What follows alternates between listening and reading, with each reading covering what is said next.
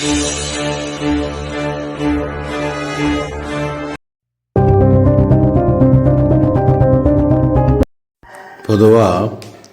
ஆன்மீகம்னால நிறைய பேர் ஏதோ ஒரு வகுப்புக்கு போனோம், ஒரு முத்ராவை கற்றுக்கிட்டோம், ஒரு மூச்சு பயிற்சியை கற்றுக்கிட்டோம், தியானம் பண்ணோம் அப்படின்னு நினைக்கிறாங்க. அது கூட நிறைய பேர் முறையாக புரிஞ்சு பண்ணுறதில்ல. அதுலேயுமே நிறையா குழப்பங்கள். எதுக்கு எந்த தியானம் பண்ணணும், எதுக்கு எந்த மூச்சு பயிற்சி பண்ணணும், எதுக்கு எந்த முத்ரா போடணுங்கிற விவரம் கூட அவங்களுக்கு தெரியாது. ஏதோ எல்கேஜி பிள்ளைங்க படிக்கிற மாதிரி அது சில விஷயங்களை அவங்க படிச்சுட்டு வருவாங்க. அதுக்கப்புறம் அவங்க என்ன சொல்லுவாங்க, நான் யோகா கற்றுருக்கேன், ஆன்மீகம் எனக்கு அப்படி தெரியும் இப்படி தெரியும் அப்படிம்பாங்க. அது இல்லை ஆன்மீகம். ஆன்மீகங்கிறது அதுதான் ஒரிஜினல். நம்ம எந்த வாழ்க்கையில் வாழ்கிறோம்னா இது பிரதிபிம்பம். அதாவது நம்மளுடைய ஒரிஜினலான உடம்பு, நம்மளுடைய அந்த வாழ்க்கையுடைய பாதைங்கிறது நமக்குள்ளே மறைஞ்சி இருக்குது. நம்ம எப்போ பிறந்தோம் எப்போ இறந்தோங்கிறது இந்த பிறப்பை வச்சில்லை, இது அடுக்கடுக்காக வந்துக்கிட்டு இருக்கு. ஸோ ஒரிஜினல் வாழ்க்கைங்கிறதே உள்ளுக்குள்ளே ஒளிஞ்சிருக்கு. இந்த வாழ்க்கை நீங்கள் எப்படி பார்த்தாலும் கண்ணாடியில் பார்க்குற ஒரு பிம்பம் மாதிரி தான். இது பிம்பம் மாதிரி தான். அப்படின்னா வாழ்க்கையோடைய தத்துவத்தை மட்டும் இல்லை, நம்ம யார் அப்படிங்கிறது முழுமையாக அறிகிறது ஆக்சுவலாக ஆன்மீகம். அதை மட்டும் நம்ம அறிஞ்சு, அதை சொல்லுவாங்க செல்ஃப் ரியலைசேஷன் சொல்லுவாங்க. அப்புறம் அதில் ஒவ்வொரு அடுக்காக போகணும். இப்போ உதாரணமாக நான் அப்படி சொன்னால், இந்த உடம்பா இல்லை உயிரா இல்லை மனமா இல்லை ஆன்மாவா இல்லை ஆத்மாவா இல்லை அதுக்குள்ளே விளையாண்டுக்கிட்டு இருக்கிற அறிவு புத்தி ஞானம் இவைகளா, இது எல்லாமே நம்ம பார்த்தோம் அப்படின்னு சொன்னால் ஆன்மீகத்துக்குள்ளே தான் உள்ளடங்கும். சரி, இதெல்லாம் விடுங்க. இதுக்கு அடுத்து பார்த்திங்கன்னா இன்னும் நிறைய ஸ்டெப்பு உள்ள கிடக்கு. அதாவது நம்ம வாழ்கிற வாழ்க்கை அந்த உடம்புனால் வச்சு வாழ்கிறோமா, மனசால் வாழ்கிறோமா, இல்லை ஜீவனால் வாழ்கிறோமா, இது மூணுமே வேறு வேறு. ஜீவன்கிறது வேறு, மனம்ங்கிறது வேறு, உடம்புங்கிறது வேறு, அப்புறம் அதில் உள்ள சக்தி அப்படிங்கிறது வேறு. இதுகளில் போனோம்னா சக்திகளில் பஞ்சபூதங்கள், அடுத்தடுத்து பல மாயைகள் உள்ளே இருக்குது. இதெல்லாம் நம்ம தெரிஞ்சுக்கிட்டோம் அப்படின்னு சொன்னால் தான் முக்தி அப்படிங்கிற ஒரு பாதையே மெதுவாக கிட்டும். நிறைய பேருக்கு மறுபிறப்பு இருக்கா இல்லையா அப்படிங்கிற குழப்பவாதிகளாக இருக்கிறாங்க. அப்படி ஒரு குழப்பமே இங்கே இல்லை. நம்ம உடம்புக்குள்ளே போகிற காற்று, கார்பன் டை ஆக்சைடு, அது நம்ம உடம்புக்குள்ளேருந்து வெளியேற கார்பன் டை ஆக்சைடு கூட ஒரு மரத்துக்குள்ளே போய் இலைகளில் இருந்து அது மீண்டும் ஆக்சிஜனாக மாறிடுது. ஸோ நம்ம ஒரு ஆக்சிஜனை சுவாசித்தா கூட அது உடம்புக்குள்ளே போய் கார்பன் டை ஆக்சைடாக மாறுது. அந்த கார்பன் டை ஆக்சைடு மீண்டும் ஒரு மரத்துக்குள்ளே போகுது. அந்த மரத்தில் மீண்டும் அது என்ன ஆகிடுது, ஆக்சிஜன் வருது, அதுவே மீண்டும் பிறப்பெடுக்குது. அப்போ மனிதனாக வாழ்கிற நம்ம மீண்டும் பிறப்பெடுக்க மாட்டோமா? கண்டிப்பாக எடுப்போம். ஏன்னா இந்த உடம்பு சும்மா வாழ்க்கை அப்படிங்கிறது அப்படி இல்லை. இதில் நிறைய உள்ளே இருக்குது. ஜீவன்கிறது ஒரு மெமரி சிப்பு மாதிரி. உடம்புல உள்ளார ஒளிஞ்சிருக்கிற ஜீவன், அதாவது வெளியில் உள்ள அனைத்தையும் உணர்றோம்ல. இப்போ நமக்கு சுடுதுங்கிறோம், யார் அறிகிறா? அது இந்த உடம்புல மூளை அறியுதா, எது அறியுது அப்படின்னு தேடி பார்த்தீங்கன்னா தெரியும். கடைசியாக ஜீவன் ஒன்று இருக்குள்ள, அந்த ஜீவனுமே உடம்புக்குள்ளே 8 அடுக்காக இருக்குது.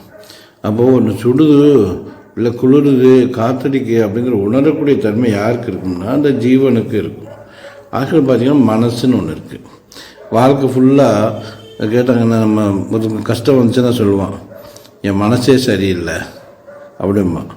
அப்போது அங்கே மனம்ங்கிறது என்னவாகுது, ஒரு வாழ்க்கையை தனியாக இருக்குது.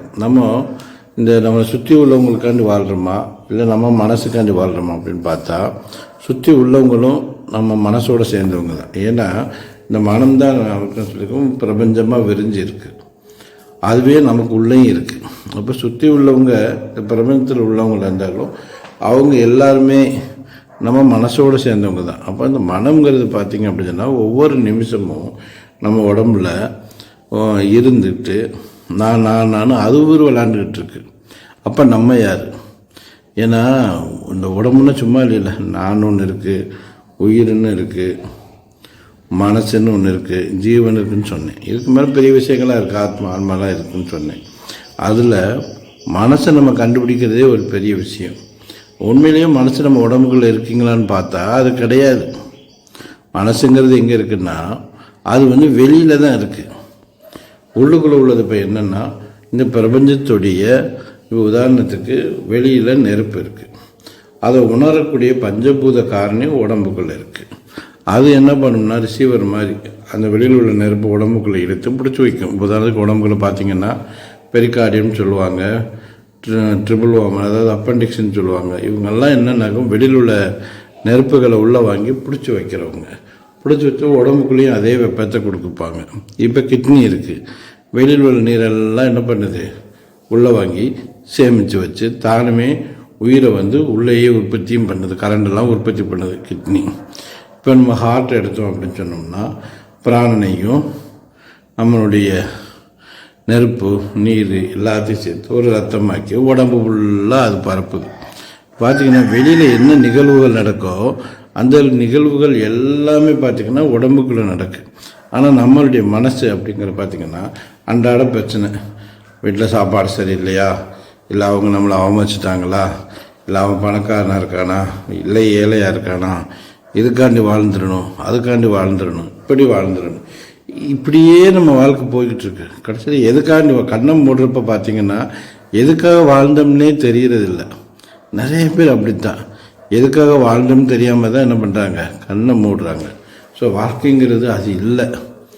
ஆன்மீகங்கிறது அது நம்ம ஒரு குழப்ப நிலையே வச்சுருக்கோம். ஆன்மீகம்னு என்ன அப்படின்னா மனசு குழம்புறது மட்டும் இல்லாமல் மனசை நம்மளுமே சேர்ந்து குழப்பது மட்டும் இல்லாமல் மொத்தத்தில் ஆன்மீகத்தையும் மனக்குழப்பமாக என்ன பண்ணிடுறோம், மாற்றிடுறோம். ஸோ குழப்பமில்லாத ஒரு ஆன்மீகத்தை நம்ம அடையணும் அப்படின்னா மனம் பற்றி முழுமையாக அறியணும். மனதோடைய சக்தி என்ன, மனம் எப்படி வெளியிலேருந்து உள்ளே வருது, எப்படி உள்ளே இருந்துக்கிட்டு அது சேமிக்கப்பட்டு எப்படி மனமே ரியாக்ஷன் ஆகுது. இப்போ பார்த்திங்கன்னா உடம்புல நான் அப்படின்னு சொல்கிறது ஓனர் மாதிரி, ஒரு ஃபேக்ட்ரி ஓனர் மாதிரி, மனம்னு சொல்கிறது மேனேஜர் மாதிரி. ஆனால் இப்போ ஃபேக்ட்ரியை நிறைய ஃபேக்ட்ரியை பார்த்திங்கன்னா மேனேஜர் கையில் தான் இருக்கும். ஓனர் கையில் உள்ள ஃபேக்ட்ரி பூராமே எங்கேயோ போயிருக்கும். நல்லா வளரும், காலங்காலமாக வரும், ரொம்ப நாளைக்கு இருக்கும், ஒர்க்கர்ஸுமே நல்லா இருப்பாங்க, அந்த மாதிரி இருக்கும். இது ஓனர் உள்ள ஃபேக்ட்ரி. அப்போது அந்த நான் சொல்லக்கூடிய நம்ம அந்த சுய உணர்வு, அந்த சுய உணர்வு நிறைய பேருக்கு உடம்பில் இருக்கிறது இல்லை. மனம்தான் இருந்து வேலை செய்யுது. அதனால தான் நம்ம தவறுகள் நடக்குது, சில சரியாக யதார்த்தமாக நடக்குது நிறைய விஷயங்கள். ஏன்னா நம்ம மனசில் தான் வாழ்ந்துட்டுருக்குறோம். அப்போ மனசை பற்றி, மனசோட சக்தியை பற்றி முழுமையாக அறியணும். இதை பற்றி நான் அடுத்த வகுப்பில் நான் உங்களுக்கு சொல்கிறேன். மனசை பற்றி ஒரு ஷார்ட்கட்டாக புரிகிற மாதிரி மனதை எப்படி கண்ட்ரோல் பண்ணுறது, மனது எங்கே இருந்து வருது, அதனுடைய உண்மையான சக்தி என்ன, அதனுடைய பரிமாணம் என்ன, மனம் எப்பெல்லாம் நம்மளை எப்படியெல்லாம் ஏமாத்துது அப்படிங்கிற விஷயத்தெல்லாம் நான் அடுத்து வர தொடரில் உங்களுக்கு கண்டிப்பாக விளக்க சொல்கிறேன். நல்வாழ்த்துக்கள். அதோட ஜீவன் பற்றிய அறிவு, ஆன்மா பற்றிய அறிவு, ஆத்மா எல்லா நம்முடைய உயிர், நான், இது எல்லா பற்றியுமே நம்ம அடுத்தடுத்து இந்த தொடரில் நம்ம பேசுவோம். நல்வாழ்த்துக்கள், நல்வாழ்த்துக்கள். இந்த வீடியோ உங்களுக்கு பிடிச்சிருந்தா லைக் பண்ணுங்கள், ஷேர் பண்ணுங்கள். உங்களுக்கு ஏதாவது சந்தேகம் இருந்தால் கமெண்ட் செக்ஷனில் கமெண்ட் பண்ணுங்கள். இன்னும் இந்த சேனலை சப்ஸ்கிரைப் பண்ணாமல் இருந்தீங்கன்னா சப்ஸ்கிரைப் பண்ணிக்கோங்க.